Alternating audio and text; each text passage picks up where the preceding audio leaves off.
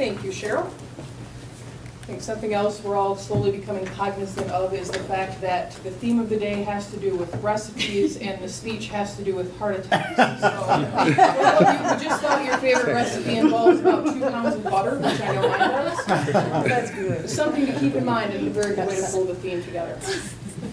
As Cheryl mentioned, Christine will be giving her Competent Communicator speech number 6 today. Competent Communicator speech number 6 focuses on vocal variety.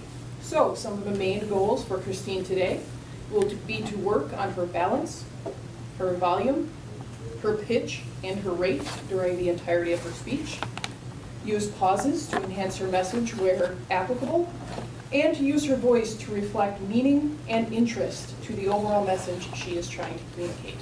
This is a 5 to 7 minute speech, and at this time I would like to welcome Christine with her Competent Communicator 6, Serious as a Heart Attack.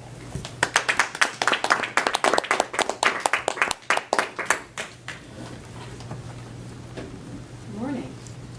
Good morning. Have you ever seen anything on television or in the newspaper or even in an online article and thought to yourself, that doesn't apply to me, or I'm too old, or I'm too young for that, or I'm way too healthy for that to happen to me? I used to think the same thing about myself until about a month ago. About a month ago, this is why I haven't been here, I was having a severe medication reaction in the middle of the night, And in order to counteract the reaction, I need to take aspirin. So I got out of bed, it was about 2 o'clock in the morning. I was very lightheaded, I was flushed, I was dizzy. I safely made it down the stairs and I got to my bathroom. And I'm reaching into the medicine cabinet for the aspirin, and all of a sudden, phew, full. Completely blacked out. I've never fainted in my life before. So when I came to, I don't know how long it took, when I came to, I got up, went right back over to the medicine cabinet, opened it up again, felt myself getting lightheaded, and thought, I should probably sit down. I don't want to pass out again. So I sat down on the phone, it was closed, and within seconds, hit the floor again. Completely blacked out a second time. When I came to this time, I was staring at the drain in the shower stall. So I very carefully got up at that point, took the aspirin, went to the living room, laid on the sofa for a while, and immediately thought, what is going on? What's happening? Went to the doctor the following morning. She did a thorough exam. She starts asking me about family history. I have no answers for her. She does an EKG, and the EKG comes back abnormal. For me, that was scary, especially when you see the look on your doctor's face. It's very serious, very somber, and I thought, uh-oh, this isn't good. The abnormality on the EKG indicated that I could have had a blockage, that I could have a blockage. So leaving the doctor's office that morning with prescriptions in hand for a heart monitor test the following week and an echocardiogram with a stress test for the following week, I thought, this really could be something serious, and I need to take this seriously. I've never really given a whole lot of thought to my family history or my health, but I decided right then and there I needed to be serious about not just my family history, but I needed to be serious about my health. Did you know, and most people do, that your family history has a direct impact on your health? Believe it or not. According to the CDC, your family history has you have a tendency towards disease if it falls in clusters in your families. For heart disease, if you have a first-degree relative with heart disease or that had an early onset of heart disease, a first-degree relative would be a brother, a sister, a mother, a father, direct relative. That increases your risk by 33%. If you have 2 or more family members that have had, first-degree family members that have had early onset heart disease or heart problems, that doubles your chance for heart disease.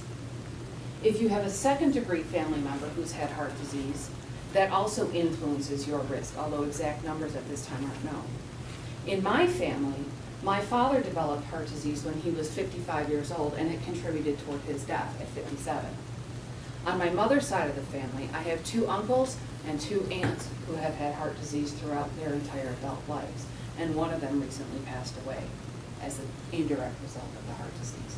So for me, heart disease is a serious matter, and it puts me in a very high-risk category for heart disease. Before that day, I didn't do my homework, and I didn't know anything about this. I knew about my dad, of course, but I never really realized the seriousness of it because I was too young at the time. Although your family history is a non-modifiable risk, which means you can't control it, you're stuck with the genes that you have. It can, however, educate you and me to learn about the risks that you can control so that you can at least control the things that are under your control. I never gave much thought to my personal risk for heart disease, but now I have. I tend to not eat very well all the time. I'm cognizant of my bad behaviors, and I realize that I don't exercise regularly, and some of my favorite recipes are Italian foods and cheesy foods and really delicious things that aren't good for you. I don't exercise very much, and I only moderately try to control my high cholesterol. So I'm guilty of the bad behaviors on the personal risk side.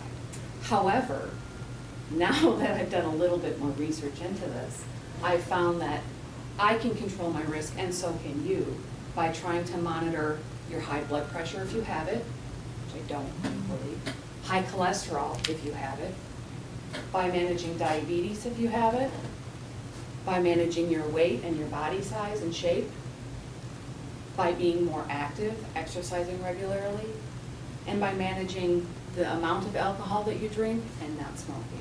Common sense things that I didn't take seriously until now. Good news, all my tests came back normal. I was fortunate, and I was very, very lucky. But for me, that's not an excuse to backtrack on any of this. I never thought I would face this in my mid-30s. I'm only 36 years old, and I was having heart tests. That shouldn't happen to somebody in their mid-30s. But at least I'm not a statistic. And now that I know that I can control those risk factors, I can be serious about finding out what it is that I need to control. You too can be serious about this. Find out about your family history and control the risk factors that you can control. Be serious. Serious as a heart attack. Thank you.